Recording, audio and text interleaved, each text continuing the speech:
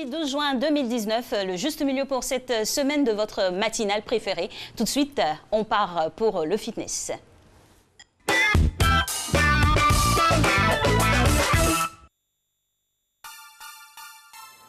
Bonjour chez vous, j'espère que vous allez bien. Coach Cyril Niamke pour vous servir. Aujourd'hui, deux exercices. Un exercice pour booster votre cardio et un deuxième exercice pour renforcer les jambes. Donc on va faire les squats et on va faire les mountain climbers, c'est-à-dire qu'on va se mettre en position de pompe au sol et courir sur place. On va faire ça 4 fois pour 12 répétitions par exercice. On va commencer avec les mountain climbers. On va se mettre en position de pompe, d'accord, sans cambrer le dos, dos bien arrondi pour engager les abdos en même temps. On va courir sur place, une jambe à la suite de l'autre, 12 répétitions. Donc les deux jambes font une répétition. 5, 4, 3, 2, 1, allez. 1, 2, 3, 4, 5, 6, 7, 8, 9, 10, 11, 12. Super. On va écarter les pieds, éloigner les genoux, écarter les jambes pour faire 12 répétitions en sumo squat. Donc on va mettre les mains ici pour garder le haut du corps droit, envoyer le bassin en arrière, descendre en squat et remonter. 1, 2, genoux toujours bien vers l'extérieur, 3, 4, 5, 6, 7, 8, 9, 10, encore 2 répétitions, 11 et 12. On retourne au sol. Position de pompe, allez, sans forcer, 1, 2, 3, 4, 5, 6, 7, 8, 9, 10, 11 et 12. Super. On va faire des squats à écart normal maintenant. Écart normal des jambes. On va à 12 répétitions. Allez, go. L'écart normal, c'est l'écart de la largeur de vos épaules. 1, 2, 3. Bassin bien en arrière. Toute la surface du pied au sol. 4, 5, 6, 7, 8, 9, 10, encore 2 répétitions, 11 la dernière et 12. Pour les deux dernières séries, on va faire les mouvements des jambes croisées. C'est-à-dire qu'on va envoyer le genou vers le coude opposé. Toujours pour 12 répétitions. Allons-y. Position de pompe. 1, 2, 3, 4, 5, 6, 7, 8, 9, 10, 11 et 12. Parfait. Des squats maintenant avec les jambes un tout petit peu plus serrées, comme ceci. On envoie le bassin en arrière pour 12 répétitions, toujours 1, 2, 3, 4, on descend au maximum, 5, 6, 7, 8, 9, 10. N'oubliez pas de bien contracter les fessiers à la montée. Allez, 11 et engagez vos abdos. 12, parfait. Dernière répétition, toujours en mouvement croisé pour les mountain climbers. Allez, position de pompe. Dernière fois, allez, courage. 1, 2, 3, 4, 5, 6, 7, 8, 9, 10, encore 2, 11, dernière répétition, 12, parfait. Les derniers squats, c'est des jump squats. Donc on va faire des squats et sauter sur place. De petits squats et on saute sur place. N'oubliez pas à chaque fois que vous faites des squats de contracter les fessiers. Très efficace. Allez, go. Bassin en arrière. 1, 2, 3, 4, 5, 6. Si vous n'arrivez pas à sauter, vous pouvez faire des squats normaux. 8, 9, 10. Encore 2 répétitions. 11. La dernière. 12. Parfait. Comment s'entraîner efficacement avec 2 exercices? Comment brûler un maximum de calories en peu de temps? Vous venez de voir cette petite routine qui vous aidera pour vos futurs entraînements, pour vous organiser, où vous avez 2 exercices très efficaces pour la partie basse et le cardio. Je vous souhaite une belle journée. Ça m'a épuisé. J'espère que vous aussi, que vous vous donnez à fond dans tout ce que vous faites. Et on se voit très bientôt. Au revoir. Bonne journée. Bonne journée, coach. C'est toujours un plaisir de vous avoir. Bienvenue, mesdames et messieurs, pour ceux qui viennent seulement maintenant de nous prendre hommage. C'est Soro Félicité qui signe la respiration technique de cette émission avec tous les magiciens qui sont autour d'elle en régie, qui permettent à ce que, malgré les difficultés, nous puissions, au niveau technique, toujours être au rendez-vous. Aujourd'hui, vous savez que c'est le jour consacré à la famille. Nous allons parler des enfants, la migration clandestine des enfants. Ce sera le point d'orgue de notre émission avec M. Latte qui viendra nous parler, qui vient de la direction de l'enfance, du ministère de la Famille, de la Femme et de l'Enfant. C'est comme ça qu'on dit. Il sera avec nous pour nous parler de ce sujet. Mais vous savez que les mercredis, on parle de famille, mais aussi nous parlons du bien-être. Aujourd'hui, nous allons parler, bien sûr, immédiatement de la mangue. Oui, qui n'a jamais savouré les mangues? Vous aimez bien les mangues, vous? Ah oui, bien juteuses. Juteuses, hein? Il y a des mangues camerounaises, il y a des mangues multiples. Les greffes et tout ça. Votre les grosses mangues greffées. Ah, voilà. Quand c'est gros, c'est juteux, ça vous plaît? Ça me plaît. Ça vous plaît? C'est magnifique. Moi, j'aime les mangues d'Adiaké, les mangues d'Adiaké. Ah oui, c'est vrai. C'est bon aussi. Le Korogo, c'est savoureux. C'est magnifique. On salue tous ceux qui nous regardent de Korogo, de Kanavoro, du quartier de Cocody. Et puis, voilà. La réalisatrice sait bien de quoi nous parlons. Allez, la mangue, ses vertus, ses bienfaits et ses conseils. C'est à Matémoneux que ça se passe. Et c'est parti.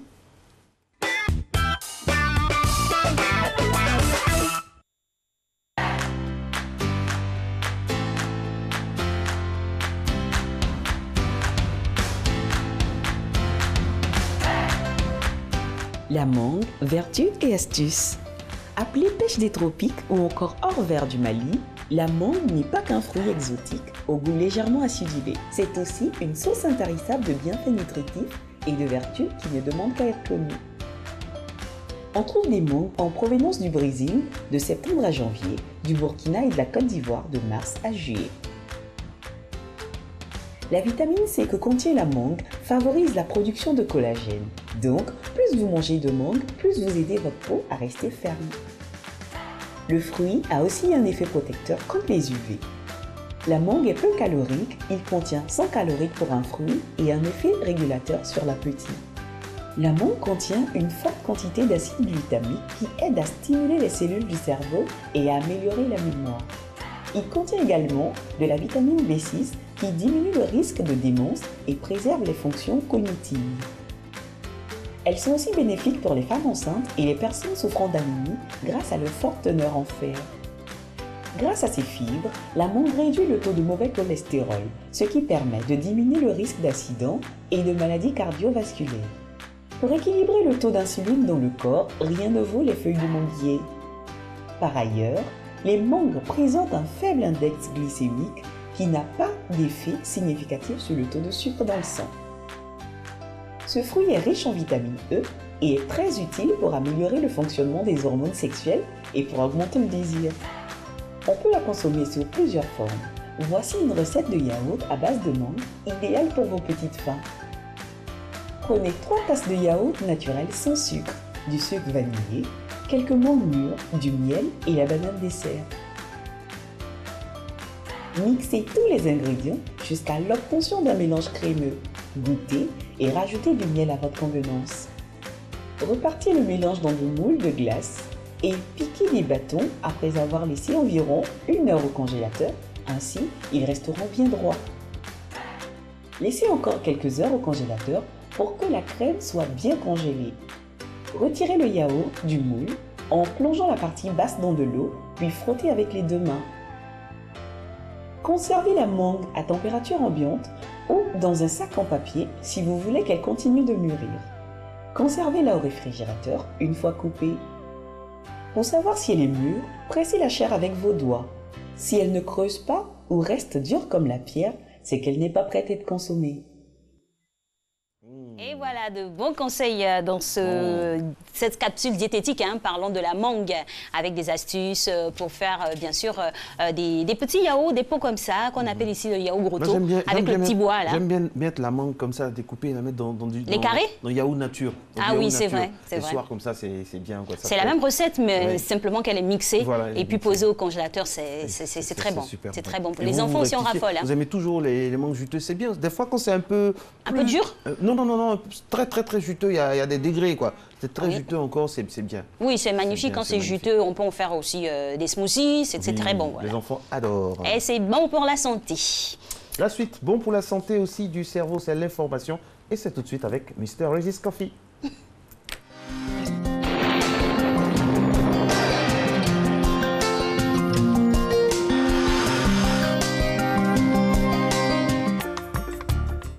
Mesdames et messieurs, bonjour. Un ciel nuageux s'éclaircissant progressivement affectera le sud du pays avec des possibilités de pluie faibles en début de matinée.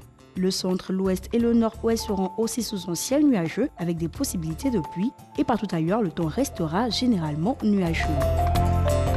Pour les variables de la matinée, 26 degrés à Abidjan et à Diaké, 24 degrés à Bondoukou, 25 à Boaké et Daloa, 24 à Dimbokro, 25 à Gagnoa, 24 degrés à Korogomo et Odiéné, 26 degrés à San Pedro, Sassandra et Tabou et enfin 25 degrés à Yamoussoukro. Le soleil dominera l'ensemble du pays sur la première moitié de l'après-midi. Dans la seconde moitié, des bourgeons nuageux se développeront ça et là et des averses se produiront dans le sud forestier, dans l'est, le centre et à l'ouest. Ainsi, un axe pluvieux actif s'organisera sur la bande centrale et un peu moins sur le littoral, alors que le reste du pays profitera d'une météo ensoleillée et relativement chaude. Pour les variables de l'après-midi, 31 degrés à Abidjan et à Diaké, 33 degrés à Bondoukou, 32 à Boaké, pareil pour Daloa, 34 degrés à Dimbokro, 32 à Gagnoa, 34 à Korogo, 33 degrés à Mont, 34 à Odiéné, 31 degrés à San Pedro, Sassandra et Tabou et enfin 32 degrés à Yamoussoukro. Merci de nous avoir suivis. Agréable journée à toutes et à tous.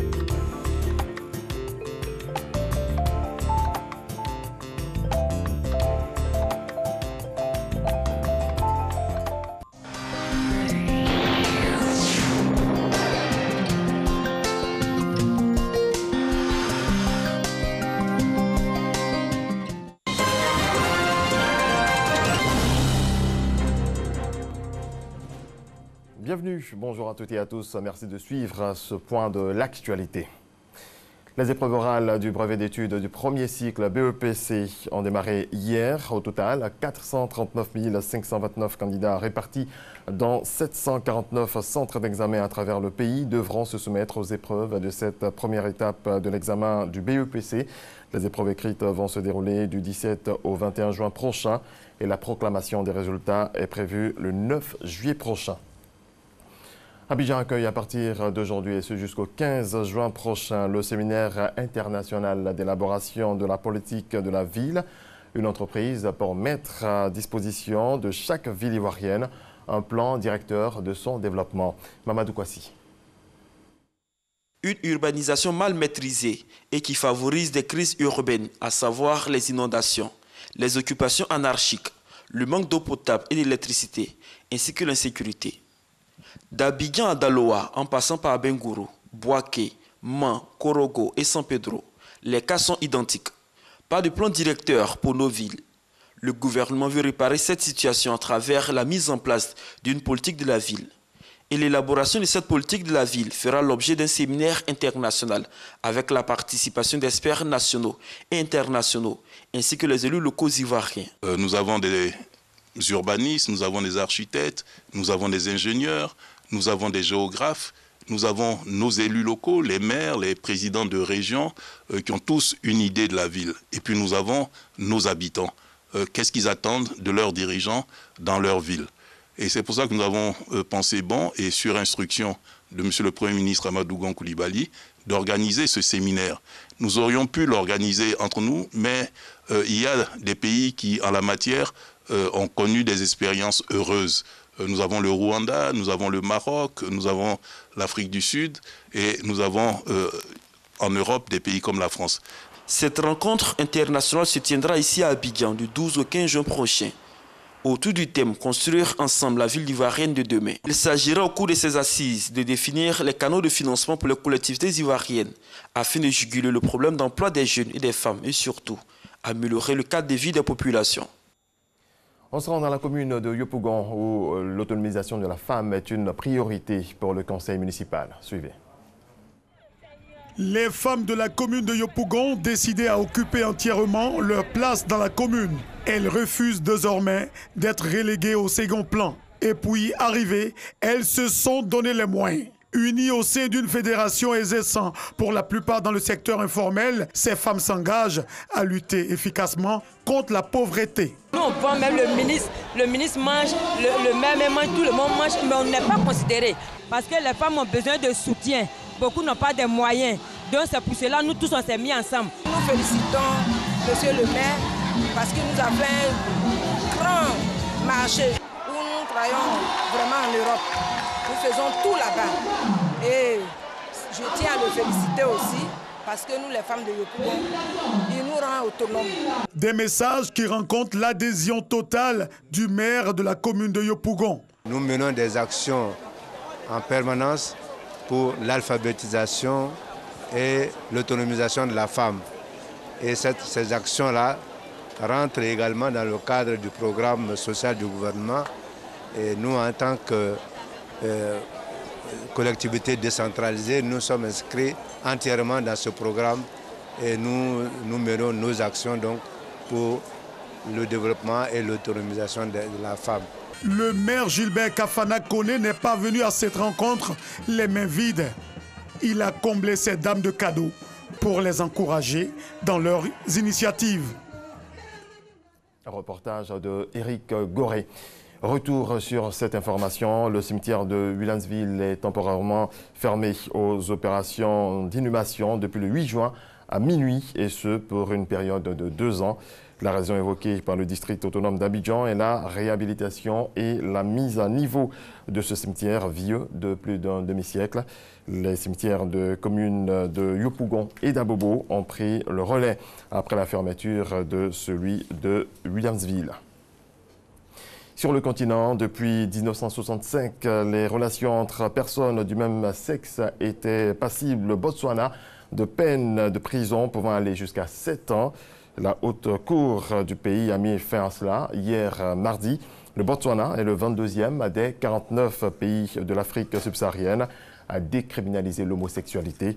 Dans certains pays comme la Mauritanie, le Soudan ou le Nigeria, les relations entre personnes du même sexe sont encore passibles de peine de mort, bien que cette sanction n'ait plus été appliquée en Mauritanie depuis 1987.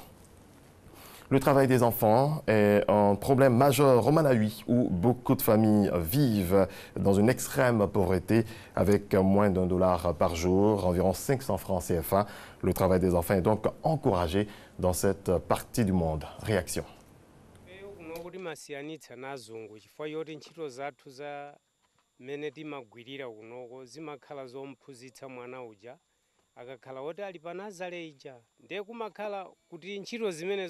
sizikhala zoti ninkhaza zimakhala zoti tikumphunzitsa kuti tsogolo lake la iyeyo adzakhale munthu odzidalira akakhala malipiro yawo yokwana 300 kwacha nchifukwa chake kulusiyana chifukwa choti anawo amakhala osiyana-siyana kagwiridwe kake ka ntchito. Child labor is a very serious issue. Like for example, the recent data that came up from the National Child Labor Survey that happened 2 years ago has revealed that the child labor has reached 38%, and the 38% in essence it's a very serious statistics, because most of the parents what they're saying is children are forced into child labor because they are poor. So what we are doing is to engage them, to make sure that they allow children to go to school, and we support them through socio-economic development interventions. 13 jours après le naufrage à Budapest de la Sirène, un bateau transportant des touristes sud-coréens, les secouristes hongrois sont parvenus à sortir l'épave de l'eau. Une étape décisive pour comprendre le déroulement de ce drame qui a fait 24 morts et 4 disparus. Seules 7 personnes ont survécu. En France, une prise d'otage a eu lieu hier soir à la prison de Condé-sur-Sarthe. L'auteur des faits est un spécialiste des prises d'otages, Francis Dorfer. Il a pris en otage 2 surveillants pénitentiaires, dont une stagiaire. Au moment du repas, à 19h40, le détenu revendiquait son transfert dans un autre centre et des médicaments. L'auteur a été placé en garde à vue après s'être rendu. On reste en France pour finir avec la Coupe du Monde féminine. Ce n'est plus un score de foot ou même du tennis, c'est un massacre. L'équipe des États-Unis, tenante du titre et favorite au mondial, n'a pas fait de détails pour son entrée en lice. Cette équipe a écrasé hier la Thaïlande, tenez-vous bien, 13-0. Record à la clé, grâce notamment à un quintuplé d'Alex Morgan. Merci à toutes et à tous de votre attention. Très belle journée à vous. Ils n'ont pas d'attaquante comme Alix Kokola. Mais est-ce que vous avez déjà vu Alix Kokola jouer? Mais c'est un pur délice de voir cette déesse du ballon rond. Bientôt. Oui, Alix, grande joueuse, hein, mais ça a son poste de présélection. Ne prenez pas tout ce qu'il dit pour parler. Non, laissez-moi finir. Laissez-moi finir. Bon, j'ai vu un peu la démarche. Oui. Je pense que ça tient. Ah bon, vous avez vu la démarche? On est ensemble ici, c'est la démarche. Ok, ça, on va régler ça après l'émission. Mais sinon, son meilleur poste, c'est sur le terrain. C'est sur le banc de touche. Alice, grand coach. Mais comme quoi, le foot féminin, ça a du sensationnel. Et ça commence à monter, c'est vraiment magnifique de voir. C'est glamour. Oui, c'est glamour. C'est magnifique de voir des dames sur le terrain comme ça, jouer comme des garçons, mais c'est assez particulier. Il y a du charme. Comme le particularisme aussi du bicarbonate de soude. Qu'est-ce qu'on peut en dire ce matin? Aujourd'hui, on parlera du bicarbonate de soude pour le cas pratique, usage vertu du bicarbonate de soude au quotidien. Voilà ce qu'on peut en faire.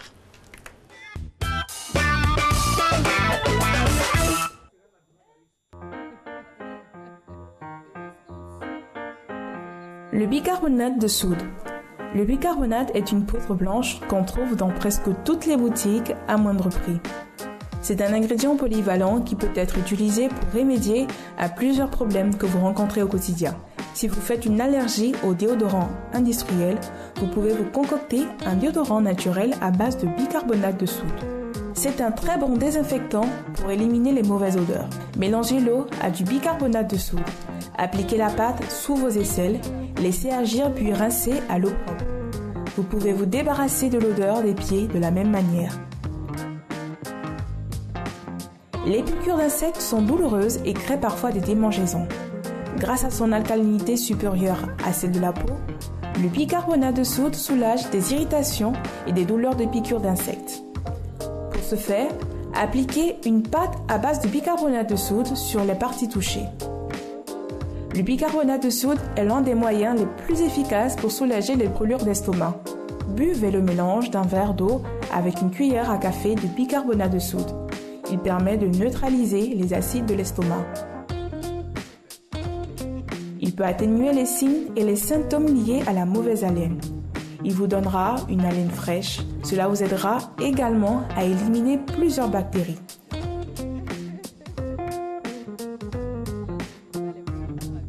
Pour la peau rugueuse sur la plante des pieds, faites tremper vos pieds pendant 20 minutes dans 2 litres d'eau tiède contenant 8 cuillères à soupe de bicarbonate de soude.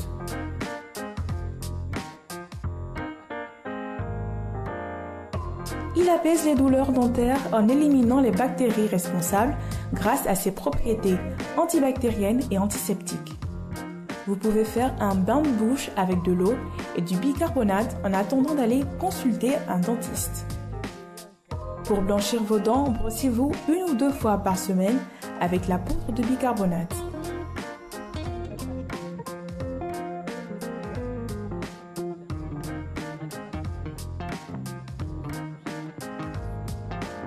Le bicarbonate de soude est déconseillé aux femmes enceintes, aux hypertendus et aux enfants. Il est aussi strictement interdit pour les personnes ayant un problème cardiaque.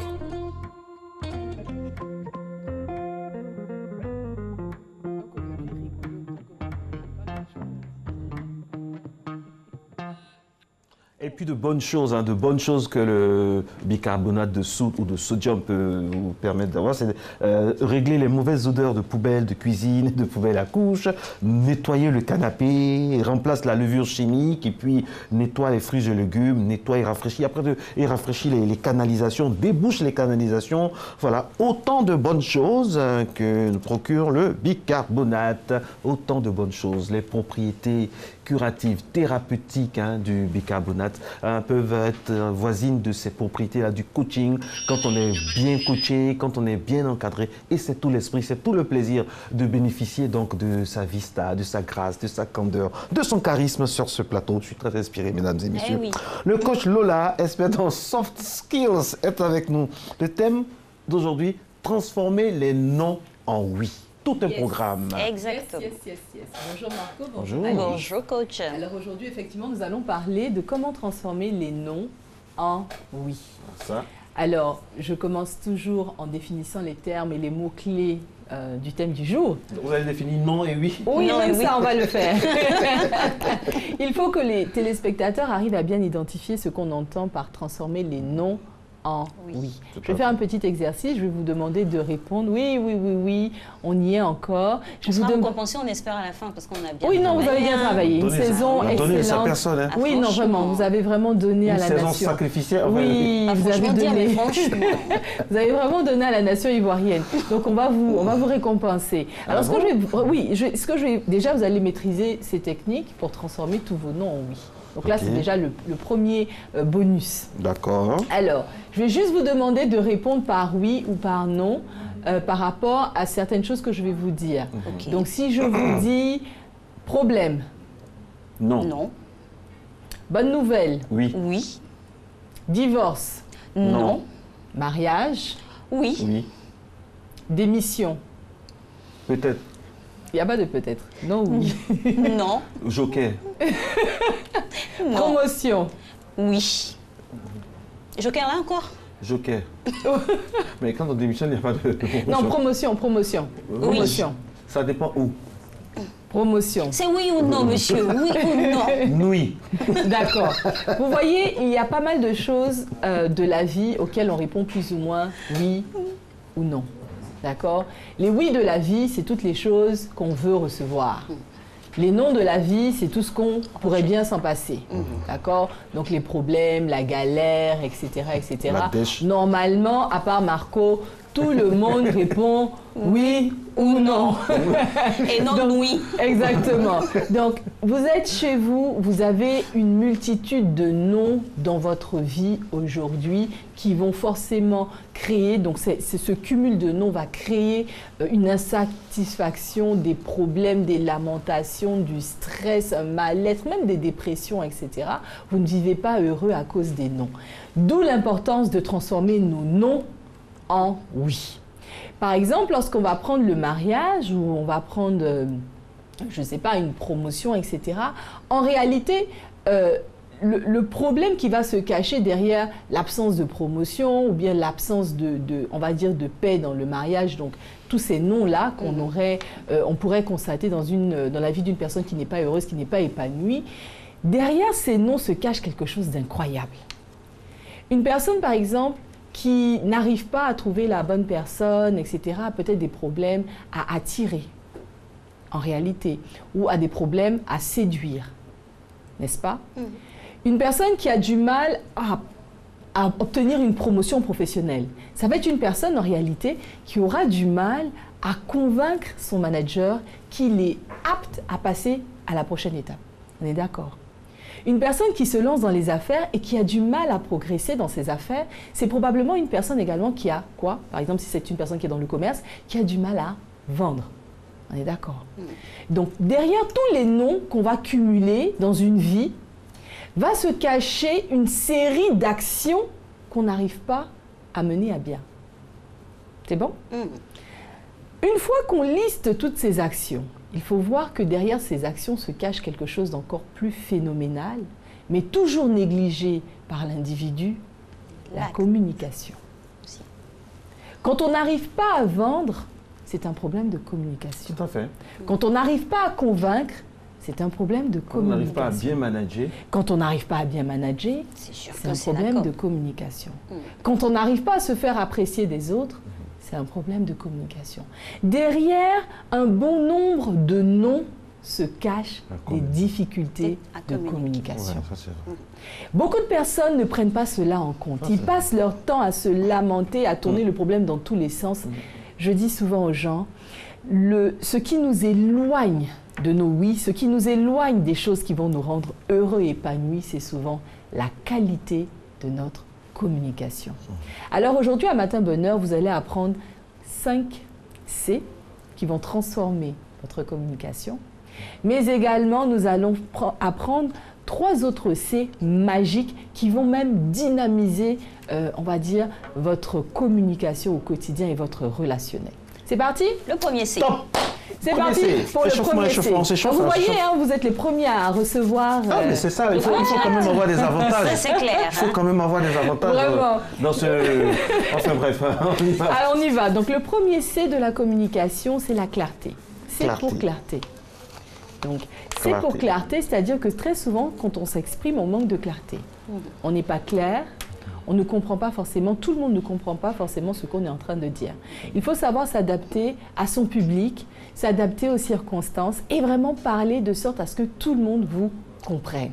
Accessible à tous. Vraiment, il faut être clair lorsque vous parlez. Imaginez, j'arrive ici et je parle avec, je ne sais pas, un français digne de Louis XV, de Louis XIV. Je ne serais pas clair parce que personne ne comprendrait ce que je suis en train de dire. Donc la clarté, c'est de s'assurer qu'on parle et que les gens comprennent. D'accord? Premier C, très simple. Le deuxième C, on va parler de la courtoisie. La courtoisie, c'est extrêmement important.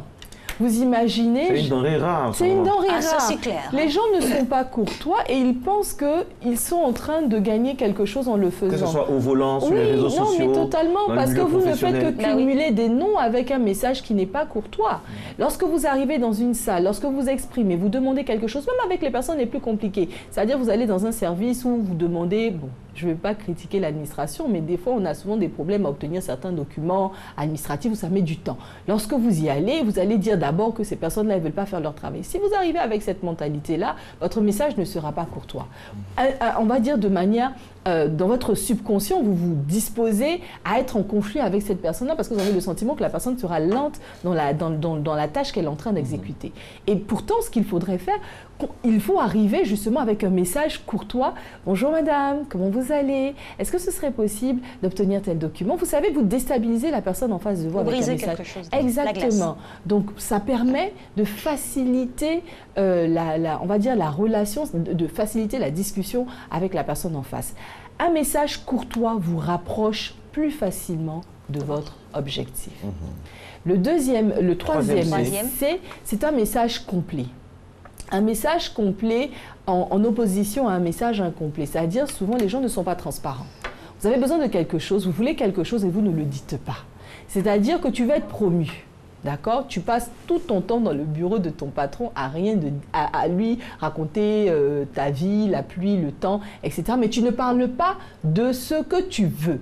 Il faut que le message soit complet. En réalité, tu viens le voir pourquoi? Tu viens le voir parce que tu veux quoi? Tu veux être éligible à la promotion. Tu veux qu'on revoie ton... Dénigrer les autres. Voilà, c'est-à-dire que le message, en fait, il n'est pas complet. Il n'est pas clair, les gens parlent... Non, c'est même pas... Les gens ne parlent pas véritablement de ce qu'ils recherchent. Votre message doit véritablement porter en lui-même votre objectif. Les gens ne parlent pas de ce qu'ils recherchent, ils recherchent toujours ce dont ils vont parler. Bon, oui, et c'est bien dit, c'est très bien dit. Ah, je vais noter, j'ai pas de feuille. Et donc, l'idée, c'est vraiment ça. C'est vraiment d'arriver avec cette transparence-là, de dire véritablement ce que vous recherchez. Par exemple, une personne, parlons de séduction, une personne qui veut véritablement, qui est intéressée par une dame, etc., etc., dans sa méthode d'approche, très souvent, on a des personnes qui vont parler de tout et de rien, mais qui ne vont jamais parler de l'intérêt précis. C'est-à-dire, ils vont broder. Et quelqu'un va passer par derrière et il va directement. Et il va y aller directement, il va être le message va être complet, il va clairement dire ses intentions. Et voilà. Dans le mille, ouais. Comme on dit chez nous, et qu'est-ce qui va se passer? Et ce qui va se passer, c'est que l'individu va perdre son opportunité d'être l'élu du cœur de la dame. Donc je dis toujours, le message doit être complet, il faut dire ce que vous voulez. Avec la manière aussi, parce que des fois... Bien sûr, avec la manière, clarté... C'est la vérité, vous voulez, c'est la manière. Des fois aussi, c'est cru, c'est pas élégant, c'est inélégant, franchement. Comme on dit, on a envie d'écouter, quoi. Faut pas dindé, ça dit, faut pas... Non, mais sans manière aussi, faut sciencer, quoi. Faut sciencer d'une manière, voilà. Mesdames et messieurs, le français de Molière est parti. Le français de Molière est bien je pense. Non, totalement. Donc là, on a la clarté. Je vais voir si vous êtes de bons élèves. La clarté, ensuite. La courtoisie, madame, un message complet. Et un message complet. C'est parfait. Ensuite, un message concis. Concis. Un message concis. Vous avez des personnes qui parlent,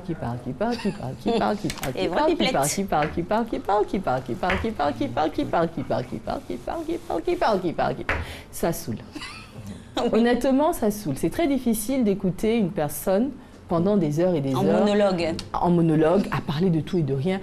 Et c'est souvent des phrases à rebondissement, c'est-à-dire il parle, il repart, et il repart encore, et il repart. On perd le fil et on ne sait plus ce que vous voulez. On perd le fil, on n'a même plus de fil même. Totalement. On perd le fil, soyez concis, soyez précis, dites clairement ce que vous voulez. Donc, au niveau du message, il est complet, mais en plus, il est clair et en plus, il est précis, il est concis, la personne retient.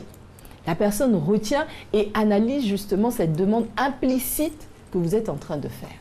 D'accord? Parce que la communication, c'est également la possibilité de faire toutes les demandes incroyables pour obtenir le maximum de oui et justement changer les non en oui. D'accord? On a un dernier C. Il faut que votre message soit cohérent. La cohérence du message est extrêmement importante. La cohérence, c'est que votre message serve les intérêts de votre oui. Votre message doit être cohérent avec votre oui. Si vous voulez quoi, par exemple? Vous voulez... La paix du cœur. La paix du cœur. Bon, c'est-à-dire que vous vivez avec des personnes qui ne vous apportent pas la paix. Non, je dis ça comme ça. D'accord. Intérieurement. On va dire que vous voulez la paix du cœur, vous êtes dans un environnement avec beaucoup de stress, avec beaucoup de personnes qui se chamaillent, donc ça sont les non, et vous voulez la paix du cœur. D'accord? Donc la cohérence, c'est-à-dire que vous allez vous-même aspirer cette paix intérieure en parlant à ces personnes de paix intérieure, de ce que la paix intérieure va apporter. C'est-à-dire que le message doit être en phase avec ce que vous recherchez. Beaucoup de personnes veulent une chose, mais ne se comportent pas et n'en parlent pas, et ne se mettent pas dans l'attitude pour avoir cette chose-là. Dans une incohérence totale. Dans une incohérence totale. Tu veux qu'on ait confiance en toi? Tu veux que les gens arrêtent de se méfier de toi? Il faut avoir le vocabulaire. Il faut avoir le vocabulaire. Tu veux te marier, tu ne sors jamais, tu es tout le temps à la maison. Ou tu sors, tu es tout le temps partout. Et voilà, tout, les deux extrêmes. Voilà. Et c'est vraiment... Soit tu es tout le temps à la maison, tu es tout le temps partout. Donc il faut vraiment, exactement, il faut vraiment avoir cette cohérence-là dans les choses qu'on dit. Parce que je vais être perçue comme quelqu'un qui est honnête, il faut que j'ai le langage de l'honnêteté. Il faut que lorsqu'on parle de sujets de personnes malhonnêtes et tout ça, je dis le gars, il est malin. Non, c'est pas ça. Il faut être cohérent avec vos objectifs. Et beaucoup de personnes perdent ça de vue. Donc, les 5 C, la clarté. La courtoisie. Être complet. La concision. La concision. Et la cohérence. Et la cohérence. 10 sur 10 à Marco et à Alix. Les 3, c'est magique. Lorsque vous parlez de sujets qui vous portent, enfin des sujets qui vont vous permettre de passer de ces non au oui, vous devez être convaincu. Vous devez être convaincu. C'est-à-dire que j'arrive ici, je viens parler de coaching, de l'importance des soft skills et tout ça. Et puis je dis, bon, les soft skills, c'est important. Le coaching, c'est important aussi. Je ne suis pas convaincue par ce dont je parle. Vous êtes d'accord avec moi? Donc l'impact, ma capacité à convaincre les gens va totalement descendre. Pour convaincre, il faut soi-même être convaincu. Et convaincant. Et convaincant. Et c'est très bien de dire ça parce que ça me permet de passer rapidement au deuxième C magique, qui est la confiance que vous dégagez.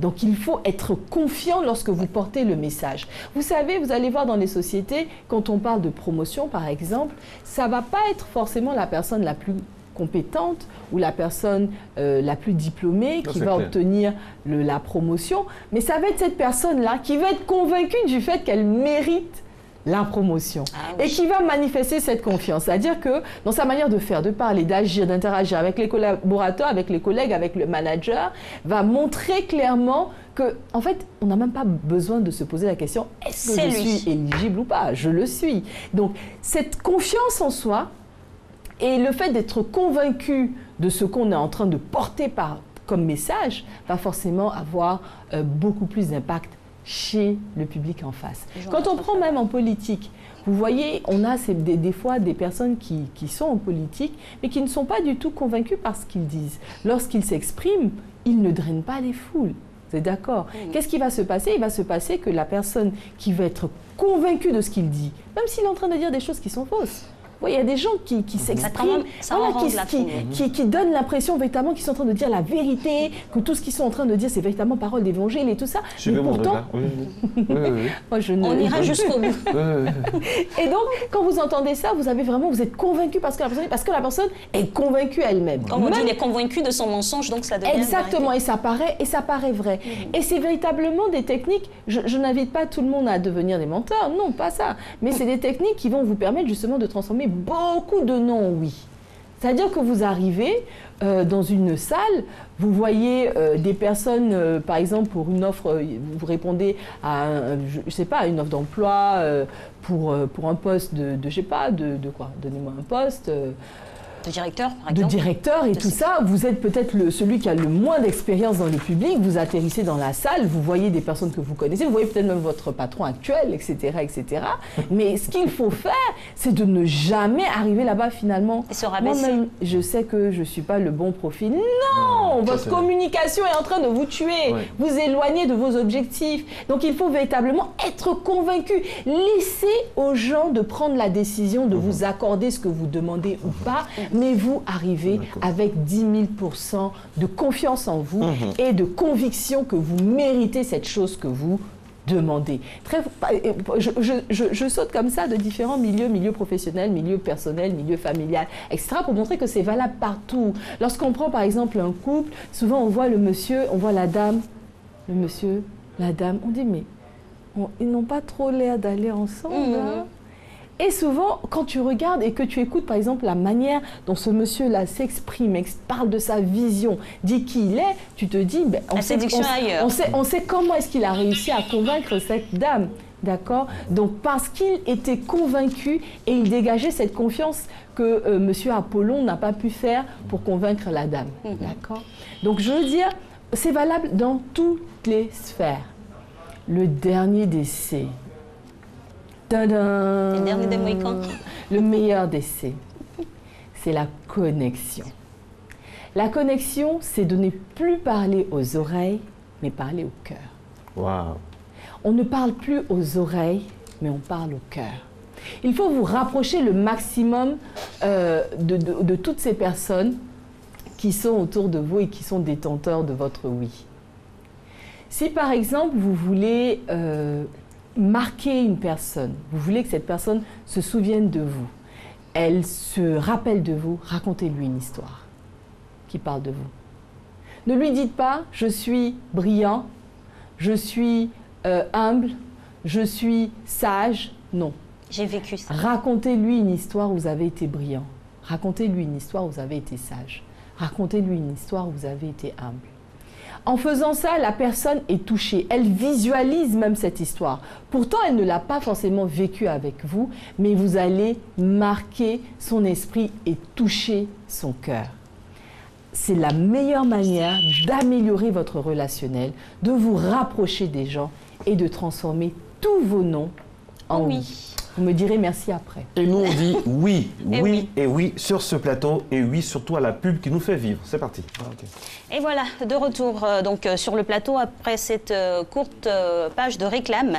On parlera bien sûr de notre thématique du jour, c'est la famille aujourd'hui et on se centre sur l'enfant. En point de mire donc la journée mondiale de l'enfant en ratifiant la convention numéro 182 de l'Organisation internationale du travail. Des pays signataires se sont engagés à agir immédiatement pour interdire et éliminer les pires formes de travail des enfants.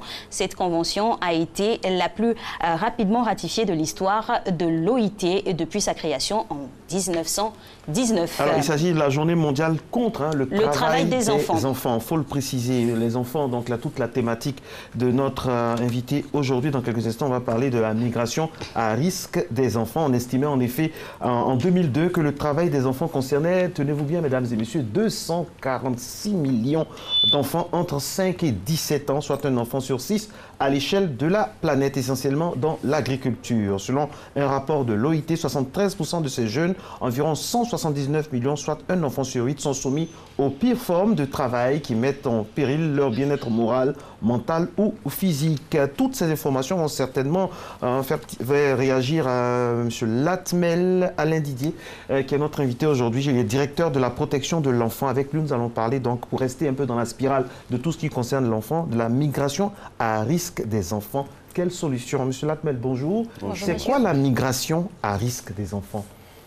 La migration à risque, c'est le fait pour des enfants d'être en mouvement, en mobilité, pour se retrouver dans d'autres pays, dans d'autres contrées, autres que leur situation d'origine, leur établissement d'origine.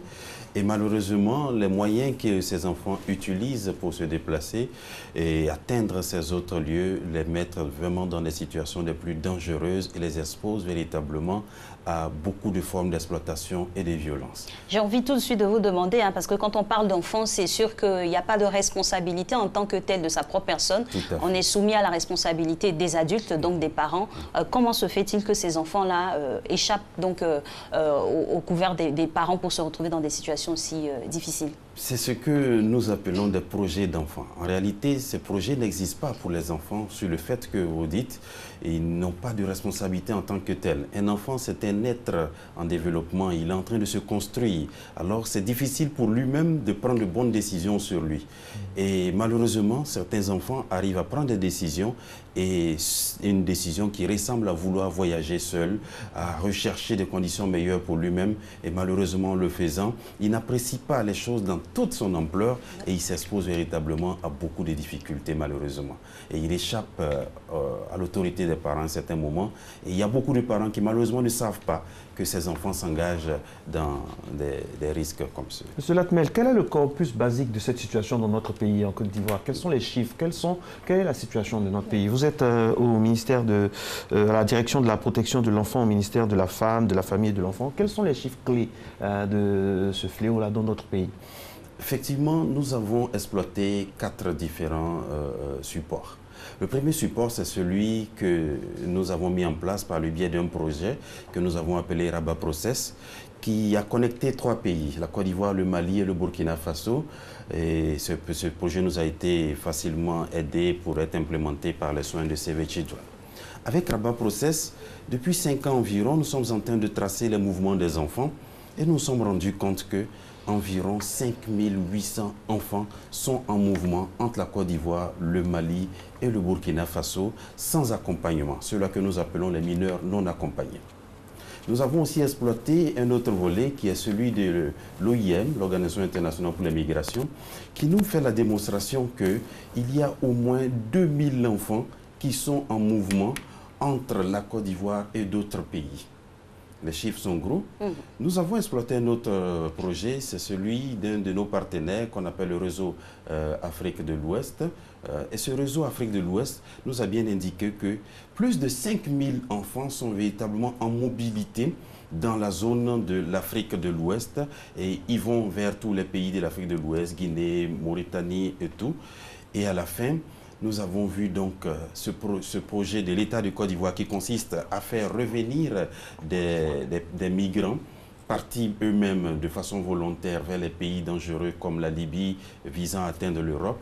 Et ce projet qui vise à faire revenir ces migrants-là par le biais du ministère de l'intégration africaine en association avec l'OIM et le ministère de la Femme a montré que pour l'année 2018 seulement, il y a exactement 100 enfants qui sont revenus non accompagnés d'une situation d'exil dangereuse. Monsieur le directeur, j'ai envie de vous demander, tout ce lot d'enfants qui migrent de là à un autre point, c'est pour quel but et à quelle fin? Ces enfants nous disent qu'ils veulent changer leur vie. Ces enfants nous montrent qu'ils ont un rêve, celui de devenir par exemple footballeur. Ces enfants ont quel âge? Soit dit en passant. La moyenne d'âge? La moyenne d'âge, l'âge varie entre 5 ans et 18 ans. Donc il y a des enfants et il y a des adolescents. Il y a des adolescents. Donc c'est biaisé déjà. Il ne s'agit pas totalement d'enfants. C'est très important pour la suite. Pour nous, de petite enfance. Quand on dit enfant, on cadre entre 0 et 18 ans. Tous ceux qui sont dans cette tranche d'âge sont en situation de vulnérabilité du fait de leur âge. Et leur irresponsabilité est avérée au point qu'ils ne sont pas censés prendre de décision. Juridiquement, juridiquement 18 ans, on n'est plus enfant. Après 18 ans, on n'est plus enfant. 18 ans révolus. 18 ans révolus, c'est ce que j'appelle à 18 ans. Tout à fait. Donc comment on fait? Ça change là, juridiquement. Je vous explique. Entre 0 ans et 18 ans, on est enfant. À partir de 18 ans et plus, un jour on a la responsabilité. Oui. En Côte d'Ivoire, on a une majorité civile, on a une majorité électorale et tous ces éléments. Donc on pense que la personne est suffisamment constituée pour prendre une décision. Vous voyez? Mais avant cela, il faut que cette personne soit accompagnée. Malheureusement, nous avons des mineurs non accompagnés qui prennent des décisions de vouloir changer eux-mêmes leur vie. En se mettant... Du fait de quoi? Ils incriminent leur situation. Des enfants qui disent que moi je rêve de devenir footballeur et les meilleurs espaces pour devenir footballeur, c'est de me retrouver en Europe. Pas que ça, il y a la guerre aussi, il y a des situations sociopolitiques que connaissent nos pays qui obligent pratiquement les enfants parfois à... Exactement, je suis dans un contexte purement ivoirien. On peut citer des contextes de d'autres pays, mais véritablement pour ce qui concerne la Côte d'Ivoire... Il y a eu des conflits ici aussi. Et la guerre est loin derrière nous. Oui, non, on ne parle pas de sa présence ou pas, mais ça a existé. Donc forcément, ça a eu des conséquences sur les enfants. Exactement. Il y a forcément un impact de la crise, sinon des différences que nous avons connues, sur la vie des populations, des familles et des enfants véritablement. Et donc, comme nous disons, un enfant, il a vraiment besoin d'être encadré. C'est tout ce programme qu'on met autour d'un enfant. Vous voyez que les différents États, principalement l'État de Côte d'Ivoire, a mis en place différents programmes pour encadrer les enfants jusqu'à la majorité. Quel programme? Il y a différents programmes. Déjà, au niveau du ministère de la Femme, de la Famille et de l'Enfant, nous avons différents programmes pour encadrer les formes de vulnérabilité des enfants dans un programme qu'on appelle Programme de protection des enfants et adolescents vulnérables. Ça veut dire que tous les enfants en situation difficile sont captés déjà par le ministère en vue de leur permettre de se réinsérer au niveau social, au niveau scolaire et tout. Au niveau du ministère de la Jeunesse, il y a des programmes, le programme du service civique. Au niveau du ministère du Commerce, il y a des programmes qui consistent à intégrer les enfants, les jeunes dans une situation socio-professionnelle. Et il y a différents programmes qui encadrent la vie d'un enfant pour qu'à la majorité des 18 ans, il soit apte à prendre des décisions pour lui-même. Malheureusement, on constate que les enfants prennent vite des décisions, ils sont devenus des adultes avant l'âge. Alors, monsieur Latte, avec ce que vous dites là, vous avez touché du doigt la responsabilité même des enfants. Qu'en est-il des trafics? Parce qu'il peut advenir que ces enfants-là ne font pas librement le choix de partir. Tout à fait. Dans le lot des enfants que nous vous donnons, des différents chiffres que nous avons donnés, il y a véritablement les chiffres qui concernent le trafic des enfants. Quand on vous dit qu'un enfant à 5 ans est mineur non accompagné, il faut comprendre le contexte. Voici un enfant qui malheureusement a été victime d'un trafic. On va convaincre ses parents que cet enfant, si on le fait changer de pays et qu'on le fait migrer vers un autre pays, sa vie va changer et puis voilà, il vous reviendra en appui, en aide dans quelques années. Et cet enfant se retrouve dans une situation de vulnérabilité dans un autre pays et malheureusement le projet s'arrête là pour lui et il faut penser à le sauver. Monsieur Rat, il y a un souci aussi, parce que là on parle de migration, vous avez parlé de l'Afrique de l'Ouest, de plusieurs pays, tout ça. Mais il y a la migration interne, si on peut la qualifier ainsi. L'enfant qui quitte Aboissau pour aller se retrouver à Korogo, ou bien qui vient à Abidjan, d'où le phénomène des enfants de la rue, ou des enfants en conflit avec la loi, ce qui est devenu un sujet tabou, on ne peut pas en parler, pourtant ça mine nos sociétés. Quand on voit tout ça, qu'est-ce qu'on peut dire là-dessus? Mais la migration interne existe. Et quels sont ces chiffres? Les chiffres que vous avez par rapport en ce moment en Côte d'Ivoire, pour l'année 2018 seulement, il y a environ 2892 enfants qui sont en situation de mobilité interne. C'est des enfants qui se déplacent d'une localité à une autre localité. On les croise sur des chemins, dormant dans des espaces non appropriés. Et à ceux-là, quand on pose l'action de savoir tu viens d'où, ils vous donnent une provenance. Et quelle est la localisation, l'origine qui vient le plus souvent, de façon récurrente? Je vous dis c'est disparate. C'est disparate. Il y a beaucoup d'éléments qu'on met là-dedans. C'est des témoignages de chaque enfant. Une vie d'enfant est différente d'une autre vie. Et ce qui les fait bouger est vraiment des contextes qui changent et qui sont spécifiques à chacun des enfants. Mais malheureusement, comme nous disons, un enfant, il a besoin d'être ancré. Nous avons une politique nationale de l'école obligatoire qui veut que l'enfant aille à l'école jusqu'à au moins 16 ans. Il ne lui reste que 2 années pour prendre une décision sur sa vie. Et pour les 2 années qui restent, des programmes sont prévus pour que, même s'il est en échec scolaire ou il est arrivé à une fin de scolarité, il puisse être accompagné dans un apprentissage, etc. C'est beaucoup de choses comme ça que les enfants doivent comprendre. C'est pour ça que nous, ministère de la Femme, Famille et Enfants, nous engageons ce programme pour que cette année, véritablement, on puisse adresser la question. Pour revenir à la compréhension des enfants, hein, comme on le dit, ils ne resteront que des enfants. Ce n'est pas à eux de prendre les décisions. Par rapport à la protection, vous avez parlé tout à l'heure de l'école obligatoire jusqu'à 16 ans. Pour cela, est-ce qu'en amont, il ne faudrait pas avoir un listing précis de tous les enfants qui sont sur le territoire pour suivre leur évolution? Généralement, on a un programme en Côte d'Ivoire qui permet de capter les naissances, l'enregistrement des naissances. Et c'est sur cette base que l'État arrive à faire des planifications pour permettre à installer des infrastructures, les écoles, les hôpitaux et tout. C'est un programme de protection. La protection, elle est vraiment transversale, elle couvre tous les domaines de développement. Et donc, quand l'État initie des programmes, c'est pour arriver à insérer chaque enfant dans un quelconque programme. En Côte d'Ivoire, nous avons un annuaire statistique qui fait même des prévisions des naissances. Et ces prévisions des naissances nous amènent à aider ces enfants-là, dès leur naissance, à pouvoir insérer un domaine de protection des plus spécifiques. Monsieur Latte, aider les enfants, ça veut dire quoi? Quand on sait que dans nos écoles, il y a des enfants qui sont à même le sol, il y a des enfants qui sont à 120, pour ne pas exagérer, dans les classes. Il y a des enfants qui sont utilisés, instrumentalisés par des hommes de divers acabits pour des basses besognes. Il y a des enfants braqueurs, il y a des enfants ceci, il y a des enfants cela, il y a des enfants qui sont abandonnés. Qu'est-ce qui est fait? Quelle est la réelle politique de l'enfant en Côte d'Ivoire et quels sont les résultats concrets qu'elle a donnés? Parce que quand on vous entend parler et qu'on entend les enfants du phénomène des enfants de la rue, des microbes, tout ça, on se dit mais il y a un souci de communication pour savoir ce que vous faites réellement. Comme je suis en train d'essayer de vous faire comprendre, l'enfant c'est d'abord un enfant. J'essaie de vous faire comprendre quelque chose. Un enfant c'est un enfant. Et l'enfant, il a un seul besoin d'être protégé, principalement. La protection, c'est volet santé, éducation, et tous ces volets sont en cadre de protection. L'école est un domaine d'éducation dans lequel l'enfant doit s'intégrer dès les premiers niveaux de son. C'est là-bas où il passe la majeure partie, il est censé passer la majeure partie de son temps. Et se construire. Il se construit dans cet espace-là. Et l'État du Côte d'Ivoire fait beaucoup d'efforts en matière d'éducation. Chaque année, des écoles sont construites. Si vous avez connaissance, dans l'histoire de la Côte d'Ivoire, il est arrivé un moment où on faisait la double vacation. Des enfants qui allaient à l'école le matin, d'autres qui allaient à l'école l'après-midi. Aujourd'hui, ce système, il est dans notre histoire. Les classes sont construites. On parle d'écoles de proximité. Dans des villages, sont installées maintenant des écoles. Et je peux vous promettre que dans les chiffres que nous avons, le volet de l'éducation est celui-là qui a les meilleurs résultats. Parce qu'on fait beaucoup d'efforts pour maintenir les enfants dans les classes. À ce niveau-là, je me permets, vous me concédez de vous arrêter pour savoir la grande frange d'enfants qui migrent de pays à pays. Est-ce que ce sont des enfants lettrés? Ce sont des enfants qui, pour la plupart, sont en situation d'abandon scolaire.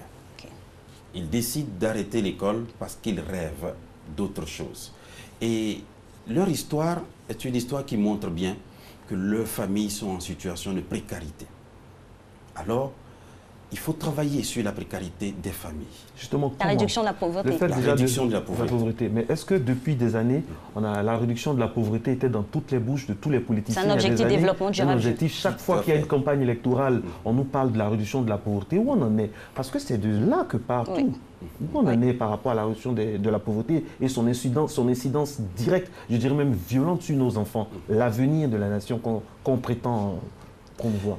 En matière de lutte contre la pauvreté, nous avons un programme national de filets sociaux qui adresse directement une question sensible mais qui touche directement la communauté.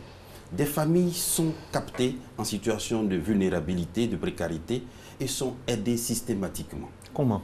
Par quels moyens? Le programme des filets sociaux vise à octroyer des moyens financiers pour permettre à des familles de survivre. Sur quelle base? Il y a un recensement? Un recensement est fait, une évaluation de la vulnérabilité est faite et on commence par les plus vulnérables. Combien de familles qui ont bénéficié de ça depuis jusqu'en 2019 ici? En ce moment, le ministère des Affaires sociales peut nous donner des chiffres d'environ 6 000 familles. Oui. Et même plus. Et même plus, même d'ailleurs, qui bénéficient de cet appui de l'État de Côte d'Ivoire. De façon mensuelle, quotidienne, comment ça se passe? C'est de façon trimestrielle. Trimestrielle, voilà. D'accord. Un pécule qui est donné de façon trimestrielle. Et qui choisit les familles en question? Est-ce que c'est objectif?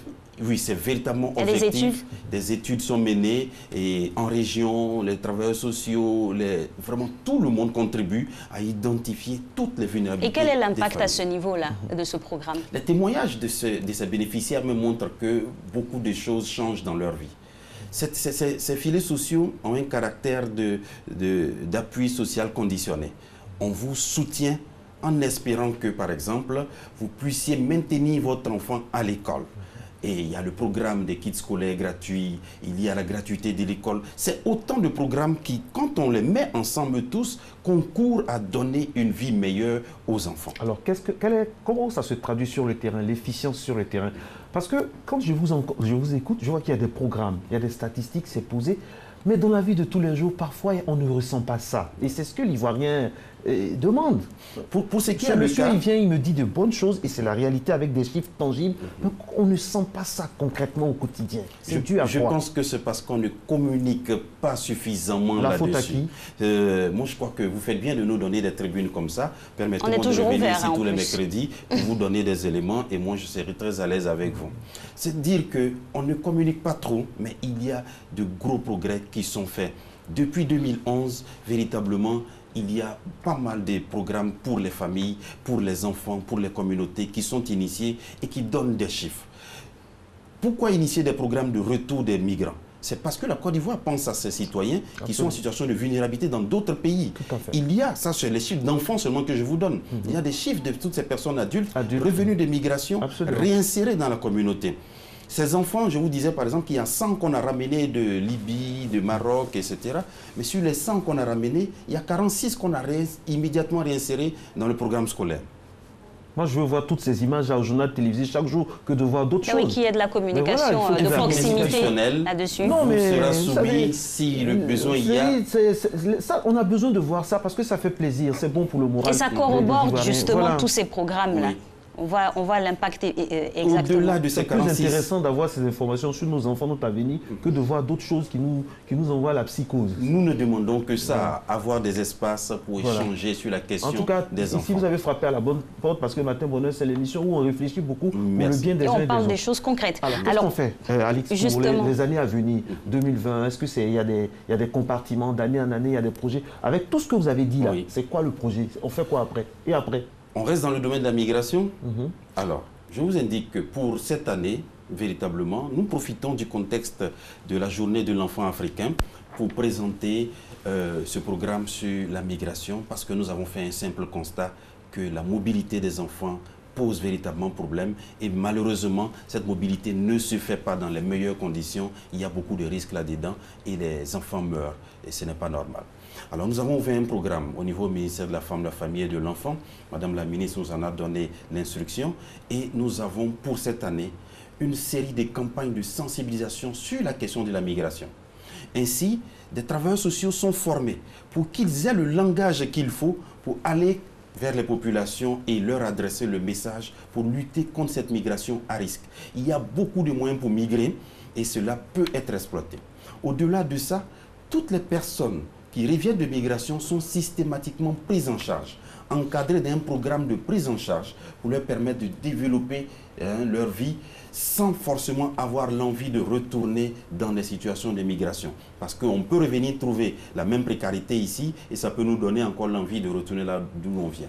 Et donc pendant une année, nous allons évaluer ce programme avec beaucoup de partenaires, dont le ministère de l'Intégration africaine, l'OIM, le ministère de la Sécurité, le réseau Afrique de l'Ouest. Tous ces partenaires sont mis ensemble pour accompagner ce programme qui va durer une année.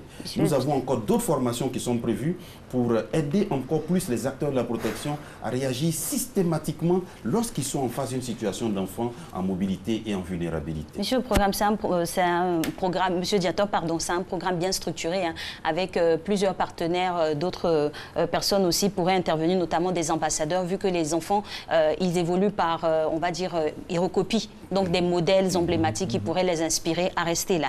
J'aimerais aussi pousser la réflexion, puisqu'on parle de pure forme de travail de l'enfant, sur ce qui est plus proche de nous, la cacao-culture, et quel est le point par exemple? La Côte d'Ivoire, depuis 2011... Mais clean? Ah oui. Oui, on ne dit pas qu'on est clean, parce qu'il y a toujours des poches de résistance sur lesquelles on doit travailler. Quand je parle de poches de résistance, c'est parce que, bien entendu, des choses ont été faites, mais il y a quelques récalcitrants de personnes qui comprennent difficilement. Et qu'est-ce qui est fait pour arriver au bout du phénomène? Beaucoup de choses sont faites. Cette récalcitrance. Je vous explique par exemple qu'on a deux systèmes qui sont mis en place. Un comité interministériel de lutte contre la traite et le travail des enfants. Ce comité interministériel fonctionne. Au-delà, nous avons un autre comité qui est géré et qui fonctionne au jour le jour, qu'on appelle le comité national de surveillance. Il a pour objectif de surveiller toutes les actions menées en matière de lutte contre la traite et le travail des enfants, qui englobe toutes les organisations non gouvernementales, les organisations de la société civile, les acteurs gouvernementaux.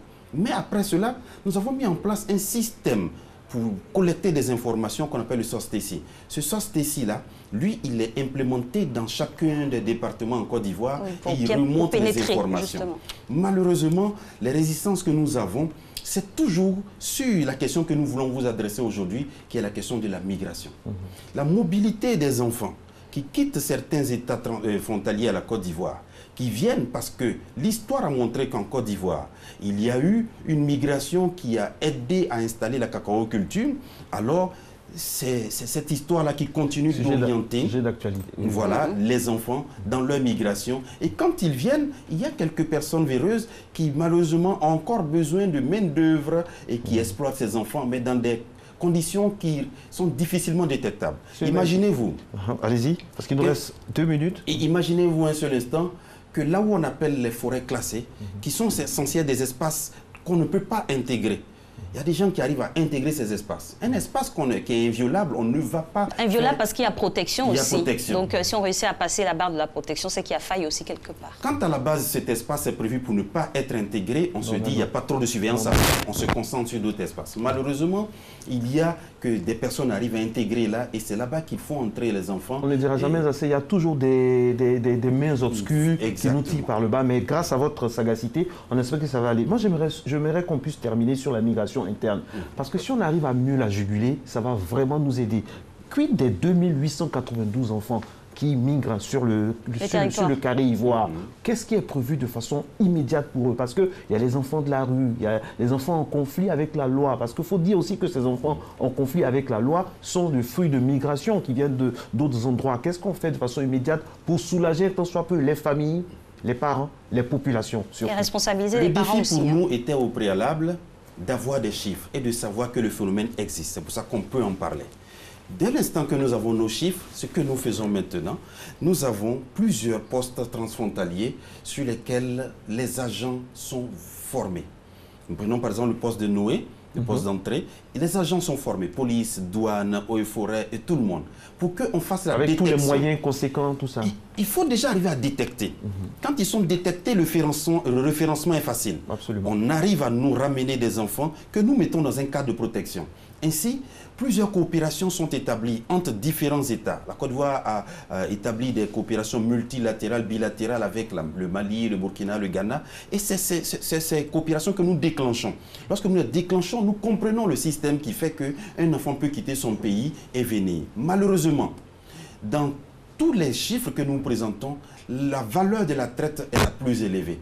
C'est-à-dire un enfant qui est trompé dès le départ, qu'on transporte et qu'on envoie dans un état parce qu'on lui dit que quand tu vas arriver dans ce pays, tout va changer, c'est là-bas que les gros chiffres sont. Et fort heureusement, nos juridictions, nos tribunaux arrivent à sanctionner. Des peines sont conséquentes pour décourager des personnes maintenant et c'est tant mieux. Et au-delà de ça, il ne faut pas manquer le volet de la sensibilisation. C'est pour ça que nous pensons qu'il faut sensibiliser à outrance, mais surtout des infrastructures pour la prise en charge. Madame la Première Dame nous a offert un centre à Soubré qui présente toutes les normes et standards de qualité pour recueillir ces enfants. Elle a un autre projet pour Boaké, pour Odiéné. Et ces centres sont en construction et c'est véritablement un levier qui va venir. Mais on ne va pas tout baser aussi sur l'humanitaire, hein, parce que Madame la Première Dame a beaucoup d'autres projets auxquels elle doit s'occuper d'autres projets. On ne va pas tout baser aussi sur l'humanité. Il faut que nous-mêmes, on ait une base. Parce que comme on dit aux noces de Canaan, il y avait au moins de l'eau. Hein. Il y avait au moins de l'eau. Au-delà de ce volet humanitaire, parce qu'à vous entendre, on compte beaucoup sur l'extérieur. Les chiffres même des fois nous viennent d'études extérieures, nous-mêmes ici en Côte d'Ivoire. Qu'est-ce que le ministère fait? Est-ce qu'il y a des statistiques sur le terrain On a ce qu'on appelle le système intégré de protection de l'enfant. 100% ivoirien 100% ivoirien, okay. C'est une trouvaille nationale.